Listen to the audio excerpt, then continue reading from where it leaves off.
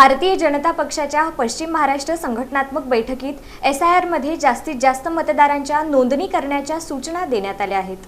भारतीय जनता पक्ष प्रदेशाध्यक्षांच्या मार्गदर्शनाखाली पश्चिम महाराष्ट्रातील सर्व आमदार, खासदार, DMO आणि मतदारसंघ प्रमुखांची एक महत्त्वाची बैठक सोलापुरात संपन्न झाली। या बैठकीस भाजप प्रदेशाध्यक्ष रवींद्र चव्हाण, भाजपचे नेते किरीट सोमय्या, राजेश पांडे, उच्च व तंत्र शिक्षण मंत्री चंद्रकांत पाटील, पालकमंत्री जयकुमार गोरे, SIR प्रमुख भगवानदास सबनानी यांची यावेळी प्रमुख उपस्थिती होती। या बैठकीत मतदारसंघातील पुनर्निरीक्षणाच्या तिसऱ्या टप्प्यात प्रत्येक लोकप्रतिनिधींनी आपापल्या क्षेत्रात ताकदीने काम करून भाजपाच्या विचारांचे अधिक मतदान नोंदवावे अशा सूचना देण्यात आल्या। तसेच पदवीधर आणि शिक्षक मतदारसंघाच्या निवडणुकांच्या दृष्टीनेही पक्षात सविस्तर चर्चा झाली असून भाजप समर्थित उमेदवारांच्या विजयासाठी रणनीती आखली जात असून या मतदारसंघात 75,000 नोंदणीचे उद्दिष्ट समोर ठेवण्यात आले आहे। तसेच ज्यांना या पदवीधर आणि शिक्षक मतदारसंघातून निवडणूक लढवायची आहे त्यांना पुन्हा नोंदणी करण्याच्या सूचना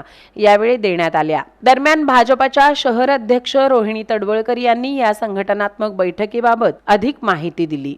यामध्ये संघटनात्मक गोष्टीचा आढावा घेण्यात आला।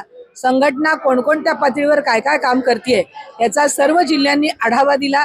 त्याचबरोबर आता जे काम पार पडलं SIRचं त्यामध्ये आपला पार्टी म्हणून कोणत्या प्रकारे सहभाग घेतलेला होता आणि आता मोठ्या प्रमाणामध्ये आपली जी नोंदणी झालेली आहे आणि अजून मुदत वाढ मिळालेली असताना सुद्धा अजून कोणत्या प्रकारे आपल्याला नोंदणी करायची आहे आणि सर्व नागरिकांपर्यंत कशा पद्धतीने पोहोचायचं आहे हा एक भाग त्याच्यामध्ये होता। सर्व नागरिकांना नोंदणी करून त्यामध्ये सहभागी करून घ्यावं अशा प्रकारचं आवाहन माननीय प्रदेशाध्यक्षांनी केलं।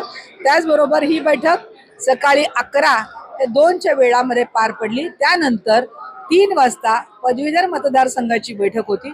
यामध्ये माननीय राजेशजी पांडे, माननीय नामदार चंद्रकांतदादा पाटील, नामदार जयकुमार गोरे भाऊ यांनी मार्गदर्शन केलं।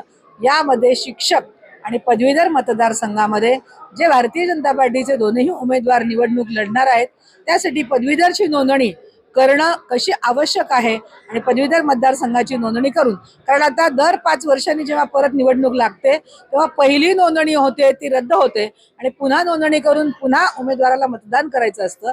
त्यामुळं आता पुन्हा एकदा नोंदणी जोमाने सुरू करण्याच्या संदर्भामध्ये सर्व नगरसेवक, सर्व पदाधिकारी, सर्व मंडलाध्यक्ष यांना आवाहन केलं दोन्ही मंत्री महोदयांनी आणि त्याप्रमाणे सर्व नगरसेवकांनी मनावर घेऊन येत्या सप्टेंबर अखेरपर्यंत त्याची मुदत आहे। तर जवळजवळ जिल्ह्यामध्ये आम्ही 75,000 नोंदणीचं टार्गेट ज्याला आपण म्हणून लक्ष्य ते पार करण्याचं आम्ही सगळ्यांनी मिळून ठरवलेलं आहे